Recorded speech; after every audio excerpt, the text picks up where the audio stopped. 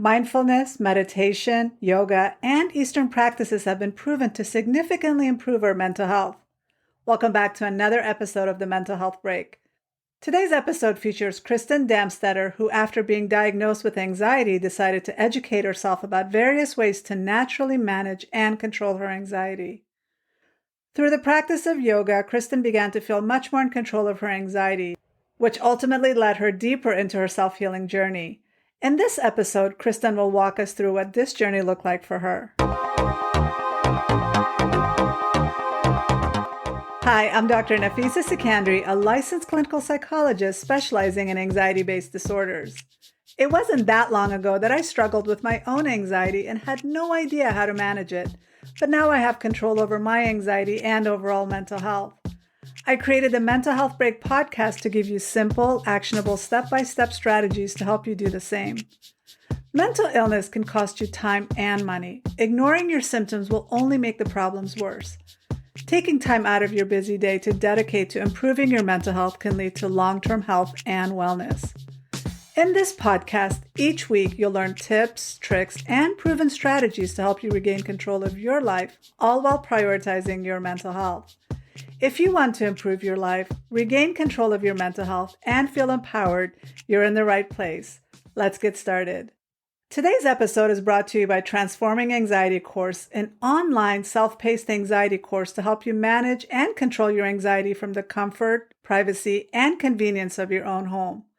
Learn how to transform your anxiety in just 6 short weeks. To learn more, visit transforminganxiety.com/course. I'm so excited to have Kristin here. Kristin, who currently lives in Las Vegas, Nevada, is a mindfulness coach who guides women on their journey to living an authentic, joyful, and amazing life. Through her own personal struggles with anxiety in 2007, Kristin has self-educated herself through books and trainings in yoga, meditation, Ayurveda, and mindfulness. She now teaches others to reduce their stress and anxiety using mindfulness practices. So let me bring in Kristin. Hi, Kristin. Thank you for joining us. Hi, Nafisa. Thank you for having me. Such a pleasure. I'm so excited to talk to you today. Your story sounds so fascinating. I just shared a little bit about who you are, but I would love to know more about what happened in 2007 and how did you get to where you are now? Oh, wow. It was so long ago now. I feel like I was maybe 24, 23, 24, and I was starting to have some health problems, and I had visited with my doctor. She had asked me a couple of questions, one of them being, do you exercise? And I'm, laughing, I go out dancing on the weekend and whatever. And she's like, you don't do yoga or anything? And I'm thinking, I'm living in LA at the time where everybody does yoga. And I'm like, yoga? No, like I'm not a granola munching hippie. And so, fast forward, maybe a few weeks later, she had suggested I start, looking into things that I'm interested in exercising. I remember picking up a dance class, and it was really challenging for me. I tried to run around the block to see if I could do that. I couldn't do that either. And soon after that, I found myself in school and having these heart palpitations, and I got really lightheaded, and I thought that I was going to faint. And, my chest was really tight, and I didn't really understand, what was going on. I thought that something was wrong with my heart. So I go back to the doctor, and, they do all the tests. And she said, I think you had a panic attack. And I said, a panic attack? I don't have anxiety. There must be something else wrong with me. I was convinced that there was something else wrong with me. And I didn't really take it seriously, honestly, because, I thought that I had known myself pretty well, and I continued on with my life. I moved back to Buffalo, New York, and found myself in a similar situation not too long after. I was really having these ruminating thoughts. I was, racing thoughts, thinking about the same thing, and, starting to feel that anxiety again, except I didn't know that that was anxiety at the time. And I started looking into, how to meditate and control my thoughts, because that was really what I thought was bothering me, was these thoughts that I was having that were uncontrollable. And a girlfriend of mine had suggested that I go to a yoga class with her. She was really into yoga. And like I had mentioned earlier, that was not my thing. And she said, "It'll be great. I'll show you everything beforehand. I'll pay for you. It'll be awesome." And I reluctantly said yes because, I didn't have a good reason. She was paying, and okay, I had the time. So I went to a Bikram yoga class with her, actually, for the first time. First yoga class, hot yoga. It was super intense. I remember wanting to leave in the middle of the class. And at the end of the class, during relaxation, while I'm lying in Shavasana, I just remember feeling the best I had felt in, I don't know. It was definitely months, if not ever. And that was really what changed it for me. So no matter what you did to try and escape yoga, yoga just kept following you around, huh? Basically. Yeah. Yeah. And that was really the beginning of my journey. So I work with a lot of anxious patients, and I myself have a history of anxiety. And like you, I didn't know that I had anxiety all those years, even though I was in graduate school when I finally made the connection, but not because of any diagnoses manual that I read or any definition of anxiety. I just started looking back on my life and making connections because I wouldn't necessarily be fit the criteria of generalized anxiety disorder necessarily, because it wasn't necessarily causing impairments in my life. But like you, the same, getting stuck and just the ruminating thoughts, getting stuck on negative thoughts and irrational thoughts. But I knew for a fact that I had a relative, like my grandfather, had a history of OCD and anxiety. And so I knew that it ran in my family. What I ask my patients now is, a lot of them, they're like you. They're like, "I don't have anxiety. What are you talking about?" But when you ask, like, who else in your family struggles, they can always identify somebody. Did you look into that and make a connection with your family as far as the genetic component of anxiety?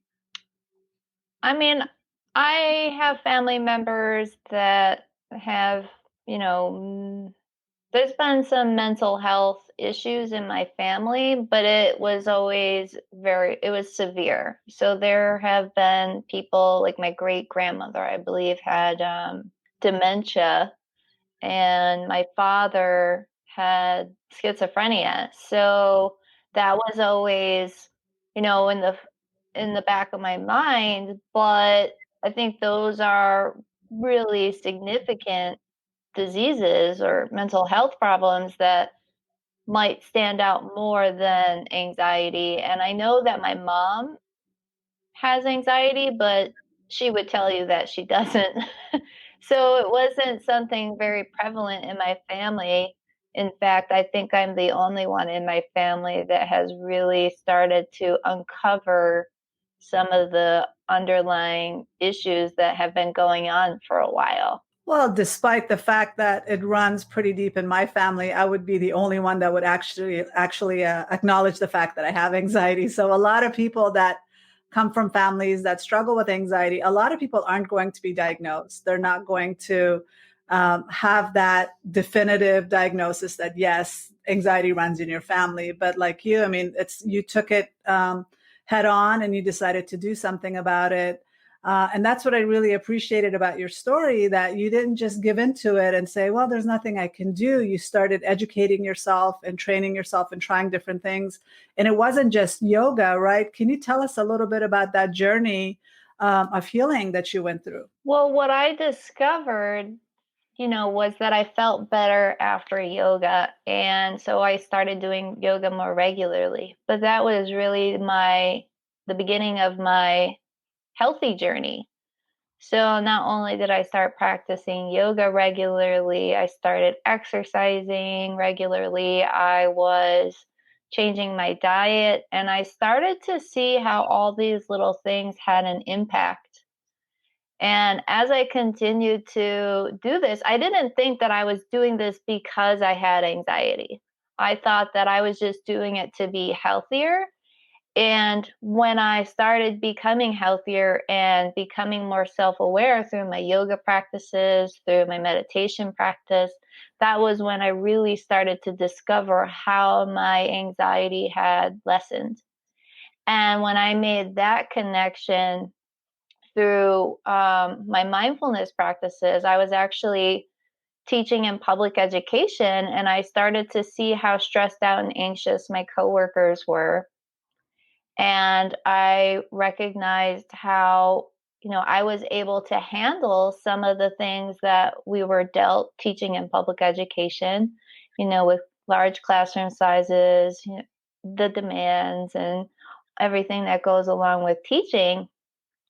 I noticed that there was a difference between how my coworkers were faring and how I was handling it. And I came up with this, not a solution, but had a realization that because of my mindfulness practices, my meditation practices, my breathwork practices were really the key component or the factor in how I was able to manage my stress. When I became more stressed or started to notice, because I was more self aware through those practices, I started to notice the physical sensations attached to my thoughts, because I have learned that emotions themselves are neutral, but it's the thoughts that are attached to those emotions that make them either good or bad. I can be anxious because I'm excited or nervous. I can be anxious because I'm fearful about what's going to happen in the future. So but the emotion themselves aren't necessarily good or bad. It's what's attached or associated with those thoughts that start to then trigger the physical response. And so when I was able to recognize all of that, it made handling my daily stress and my anxiety much easier and able to just recognize it sooner. So that was really, really powerful for me. And that was when I started to want to help other people with this, because it is something that I think most people struggle with, don't want to talk about, but is manageable. Yeah, considering that it's the number one disorder in the world, there's so much shame and stigma around it. And a lot of people, because of the shame and stigma, would rather just take a pill and just suffer silently and not deal with it. But I always say, if a pill truly could take care of it, I wouldn't exist. Nobody would come to therapy to talk to me about it. You wouldn't be there, helping people, because it is more complicated than that. Anxiety affects every area of our life. And like you said, we have these thoughts, and then we have a lot of emotional charge attached to it. Our interpretation can make a thought either good or bad, or make us more anxious or excited. So there's a whole thing that goes with it. And for me, I feel like a holistic approach is the best approach. Like you said, like you weren't even aiming to control your anxiety, but you started exercising more, maybe even eating a couple of granola bars or eating a healthier diet, and noticing that that makes a difference, right? Absolutely. I can tell when I'm starting to get caught up in my head. And what I've learned that works for me is when I'm in my head, it's time for me to get back into my body. And that's when I go out for a walk or for a hike or go to yoga or go to the gym, because endorphins are real. And the physical body and the mind are inextricably connected. And I think that a lot of, Western science and medicine treats them separately. And, with Eastern practices, we take into the holistic approach. So, your thoughts and your mind are connected to your physical body, they're connected to your emotional body and your energetic body. And all of those things, when they're in balance, you find harmony. And that's really important to consider. We can't just take a pill that's going to, affect your mind, but it also affects your physical body. because there's side effects and it's also temporary. So why not take in everything and start to just live life balanced and from like a holistic place? That's really, really powerful. Yeah, I see taking a pill, like seeing that you have an infection in your arm, you just put a Band-Aid on it instead of looking to see why is this keep getting reinfected? Why is this not healing? Really looking at your life like you did, like, okay, what's going on? Why am I having these thoughts? What can I do? Or even trying different things and then seeing the benefit of it. What you mentioned about yoga or just even being in your physical body, because we tend to be in our head a lot when we have an over anxious brain, but anxiety shows itself in a physical form. And so a lot of trauma also gets stuck in our body as a physical reaction. And so doing something physical is the best thing we can do. There's that Taylor Swift song, Shake It Off. I always tell my patients that's the best song when you're really stressed and anxious. Just start shaking. I also love Qigong, which is a moving meditation like yoga. And they do have the Qigong shake where you're shaking from head to toe. And it's a great way to discharge the feeling of anxiety that's in your body. But the physical is also a wonderful strategy, but it doesn't go to the root of the issue. Did you ever get to that as in your journey of healing? Because it's one thing to go for a hike and do these other things, but if you don't really understand what's causing the anxiety, you're not going to be able to have long-term control of it. What was your experience like on that journey? I think for me, it was really understanding, why I was having those physical sensations and the correlations related to it. What was I thinking about at the time? What was going on in my life at the time? When I get triggered, starting to understand where that trigger had come from and working with a therapist to really uncover some of those things. So, what I started to realize through talking to my therapist and just my mindfulness practices 100% have helped me again to become more self-aware, because awareness is key. When we become more aware, or when I became more aware, I was able to understand why I do the things that I do, why I'm reacting the way that I'm reacting. And I found that more times than not, I was not reacting to or responding to what was happening in the present moment, but instead of something that had occurred years ago, right? And was in the present moment triggered to respond in the same way because that trauma or whatever hadn't been resolved. And that was the way that I created, a defense mechanism or a coping mechanism. And then that's when I had been able to link those moments to really understand what was happening. And then now getting the opportunity with mindfulness to not just react in the same habitual way, but instead to choose a new response. So being able to recognize when I'm being triggered because of something that happened years ago, and then pausing, and instead of reacting, choosing, how I would like things to go moving forward instead of living these patterns over and over again. And I believe that everyone can learn this skill to really take their power back and not be controlled by their thoughts or the emotions, especially from something that happened years ago. Excellent points. And that's a thing. Another anxiety is future focused, where we might be triggered by something in the past, but we're freaking out about how it's going to affect us in the future, right? So Mhm. when we're constantly focusing on the future, we're not in the moment. And one of the best ways to get ourselves back in our bodies is through mindfulness exercises or breathing exercises to get ourselves back and feel grounded again.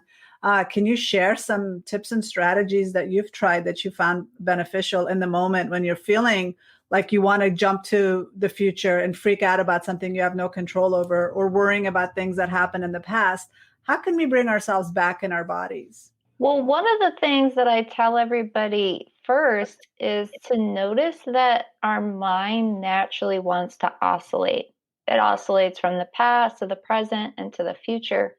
We can worry about the future, we can worry about the past, and we're always just using our imagination when we worry about the future, right? Because it hasn't happened yet. We don't know for certain that that's going to happen.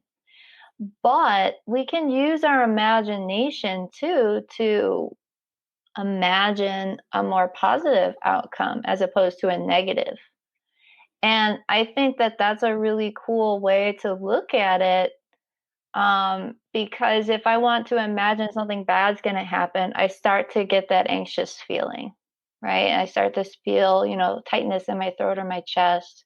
But that was created by my thoughts. So if I can create a positive scenario in my mind to think about the future, then I'm not having that tightness in my throat.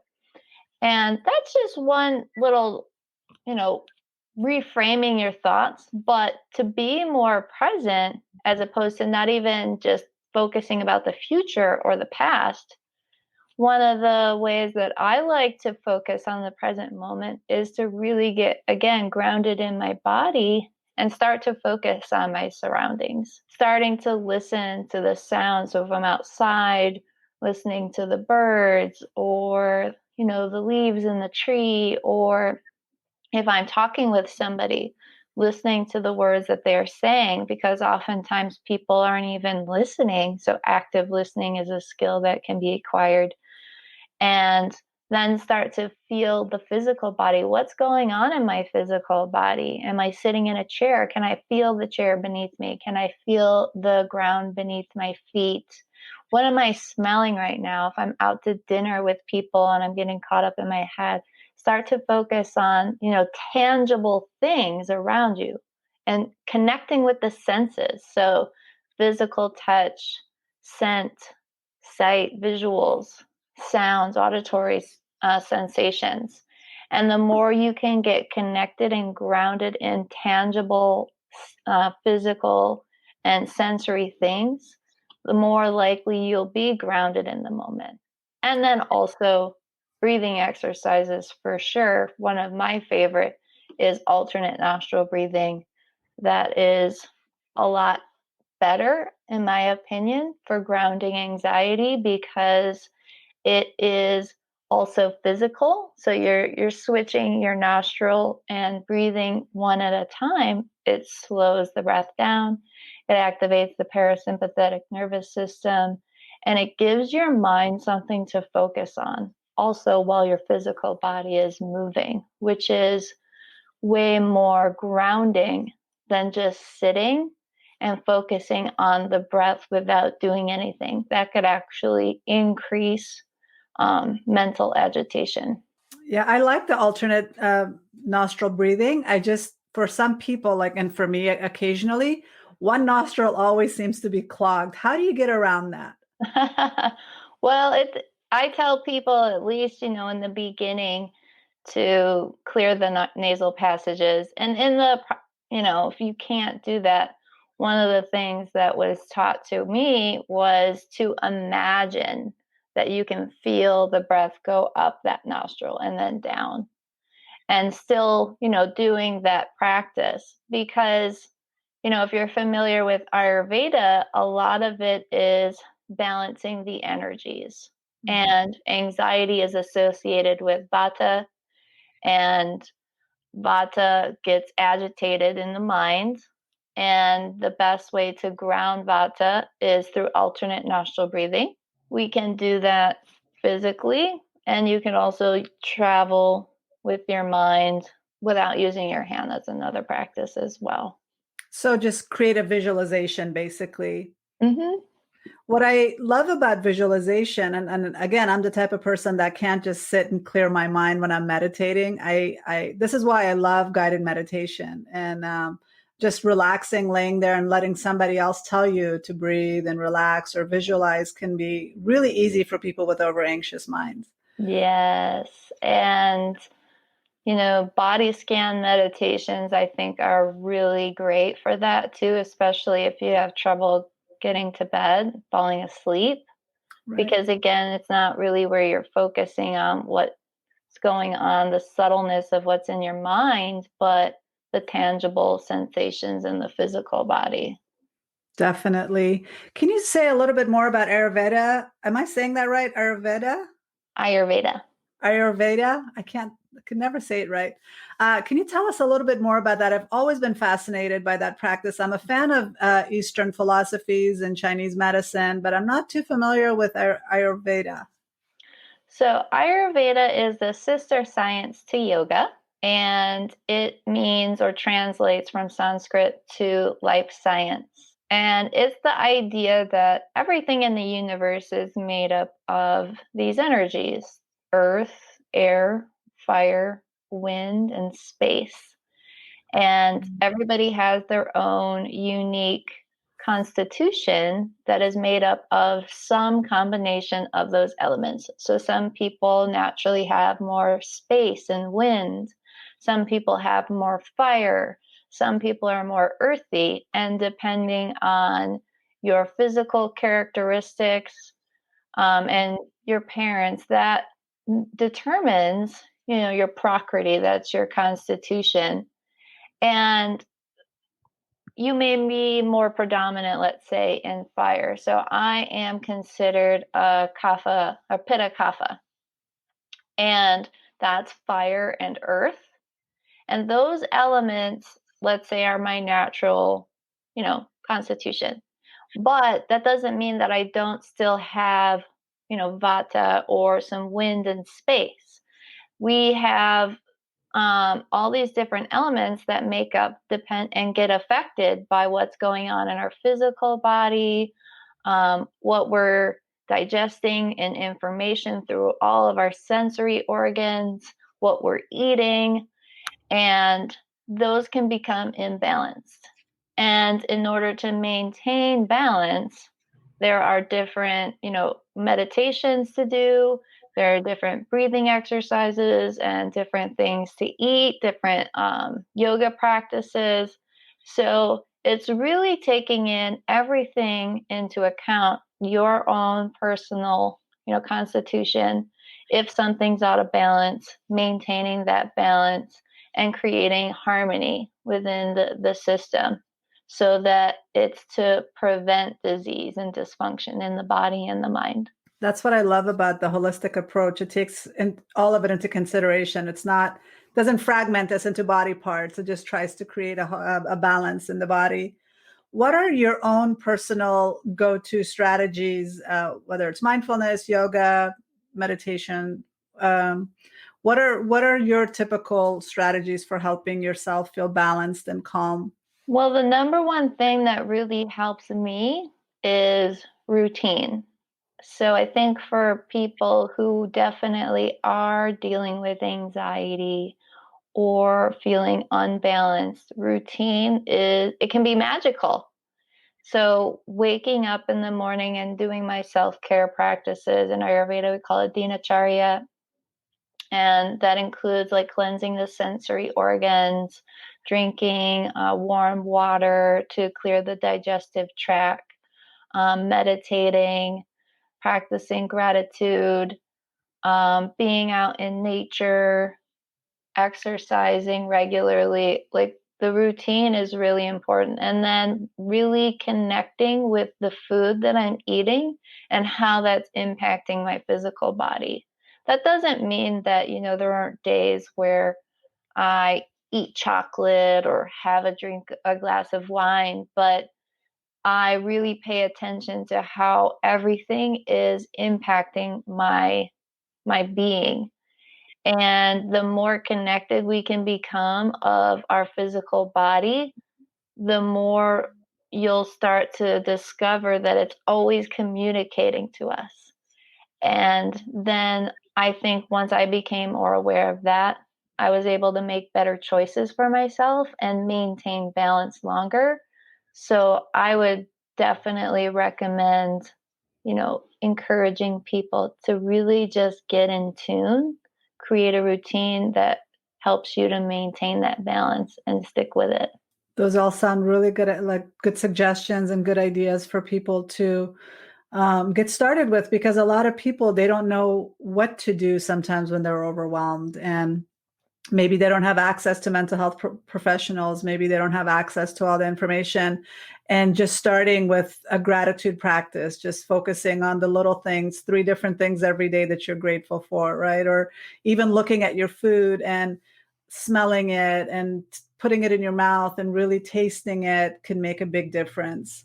Any other suggestions you can share with us that we can get started on as far as getting us started on our healing journey, especially for the new year? I think one thing that I learned that is really powerful that may sound silly is starting your day by saying to yourself, today is going to be a great day, because we have these biases naturally in our minds, the negativity bias and the confirmation bias. So if I start my day, or if you start your day saying today is going to be a great day, your mind will naturally start to look for all the ways that the day is going to be great to confirm that you were right. So if you can start the day just saying that, or thank you for this life, thank you for, another day to live, and really feeling that gratitude in your body and expressing it daily, it really does begin to shift your perspective and the outlook for the day ahead and for the week, for the month, and the year. Great exercise to try in the mornings. So this was a really good conversation. I think we need to have as many tools for our tool belt, and yoga, meditation, mindfulness are definitely a part of my tool belt.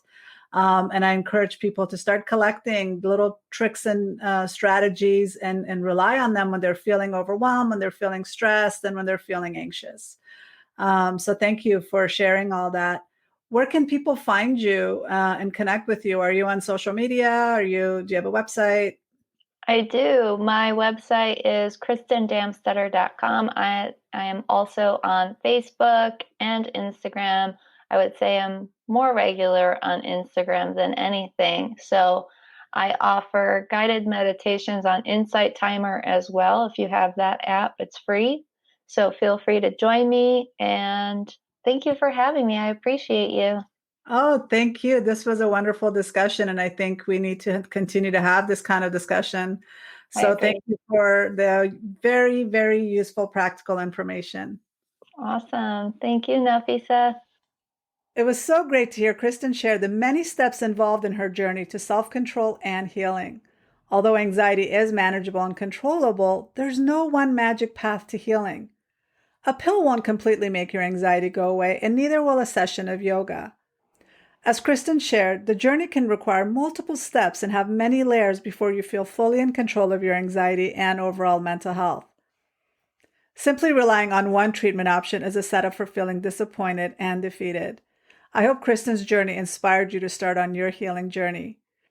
Remember that if you do nothing, you'll be in the same exact spot this time next year. But if you take that first step today and keep walking this path of healing, you'll be in a much better place this time next year. If you want to learn more about Kristin, please visit drsekandari.com/episode 5. If you're interested in incorporating meditation in your journey of healing, I have a wonderful free 21-day guided meditation challenge you can sign up for. During this challenge, I show you 21 different types of meditation so you can find the one that you like best. To sign up, visit transforminganxiety.com/meditate. Also, if you're interested in finding out your level of anxiety, visit transforminganxiety.com/quiz to take my free anxiety quiz. If you're enjoying the Mental Health Break podcast, please don't forget to subscribe so you'll always know when there's a new episode. And while you're at it, feel free to give us a review or a 5-star rating, since that'll help others find the podcast. I can't wait to see you here next week. Same time, same place. Bye for now.